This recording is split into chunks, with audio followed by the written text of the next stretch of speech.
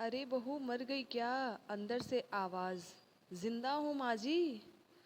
तो फिर मेरी चाय क्यों अभी तक नहीं आई? कब से पूजा करके बैठी हूँ, ला रही हूँ माँ जी। बहू चाय के साथ भजिया भी ले आई। सास ने कहा, तेल का खिलाकर क्या मारोगी? माँ जी मुझे कपड़े धोने हैं, मैं जाती हूँ। बहू दरवाजे के पास छिपकर खड़ी हो गई। सास भजिया पर टूट पड़ी और पूरी भजिया खत्म कर दी। बहू मुस्कुराई और काम पर लग गई। दोपहर के खाने का वक्त हुआ। सास ने फिर आवाज लगाई, कुछ खाने को मिलेगा? बहू ने आवाज नहीं दी। सास फिर चिल्लाए, भूखे मारोगी क्या? बहू आई, सामने खिचड़ी रख दी। सास गुस्से से, ये क्या है? मुझे इसे नहीं खाना, इसे ले जाओ। बहू ने कहा, आपको डॉक्टर ने दिन में खिचड़ी खाने को कहा है, खाना तो पड़ेगा ही। सास मुंह बनाते हुए, हाँ तू मेरी माँ बन जा। बहू फिर मुस्कुराई और चली गई। आज इनके घर पूजा थी। बहू सुबह 4 बजे से उठ गई। पहले स्नान किया, फिर फूल लाई, माला बनाई, रसोई साफ की, पकवान और भोजन बनाया। सुबह के 10 बज गए। अब सास भी उठ चुकी थी। बहू अब पंडित जी के साथ भगवान के वस्त्र तैयार कर रही थी। आज ऑफिस की छुट्टी थी। उनके पति भी घर पर थे। पूजा शुरू हुई। सास चिल्लाती हुई, बहू ये नहीं है, वो नहीं है। बहू दौड़ी दौड़ी आती और सब करती। अब दोपहर के 3 बज गए थे। आरती की तैयारी चल रही थी। पंडित जी ने सबको आरती के लिए बुलाया और सबके हाथों में थाली दी। जैसे ही बहू ने थाली पकड़ी, थाली हाथों से गिर पड़ी। शायद भोजन बनाते हुए बहू के हाथों में तेल लगा था, जिसे वो पोंछना भूल गई थी। सारे लोग तरह तरह की बातें करने लगे। कैसी बहू है, कुछ नहीं आता, एक काम भी ठीक से नहीं कर सकती, ना जाने कैसी बहू उठा लाए, एक आरती की थाली भी संभाल नहीं सकती। उसके पति भी गुस्सा हो गए और सास चुप रही, कुछ नहीं कहा, बस यही बोल के छोड़ दिया, सीख रही है, सब सीख जाएगी धीरे धीरे। अब सबको खाना परोसा जाने लगा। बहू दौड़ दौड़ के खाना देती, फिर पानी लाती। करीब 70-80 लोग हो गए थे। इधर 2 नौकर और बहू अकेली, फिर भी वहाँ सारा काम बहुत ही अच्छे तरीके से करती। अब उसकी सास और कुछ आस पड़ोस के लोग खाने पर बैठे। बहू ने खाना परोसना शुरू किया। सबको खाना दे दिया गया।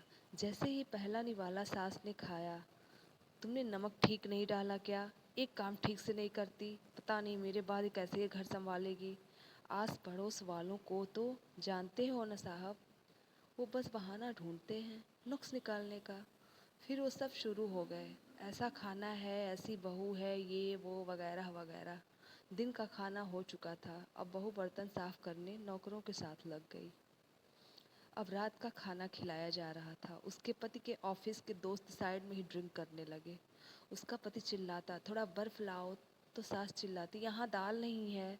फिर चिल्लाता, कोल्ड ड्रिंक नहीं है, पापड़ ले आओ। इधर उधर आखिरी में उसके पति की शराब गिर पड़ी।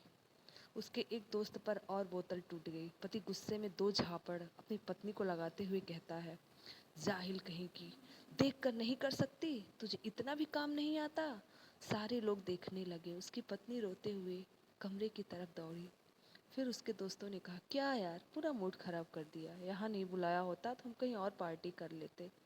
कैसी अनपढ़ गंवार बीबी ला रखी है तूने, उसे तो मेहमानों की इज्जत और काम करने तक नहीं आता, तुमने तो हमारी बेइज्जती कर दी।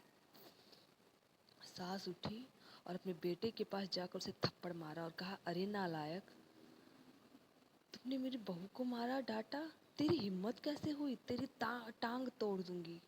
उसके बेटे के दोस्त कुछ कहने ही वाले थे कि उसकी माँ ने घूरते हुए कहा, चुप, बिल्कुल चुप, यहाँ दारू पीने आए हो, जबकि पता है आज पूजा है और तूने पार्टी करनी है। कैसे संस्कार दिए हैं तुम्हारे माता पिता ने, और किसने मेरी बहू को जाहिल बोला?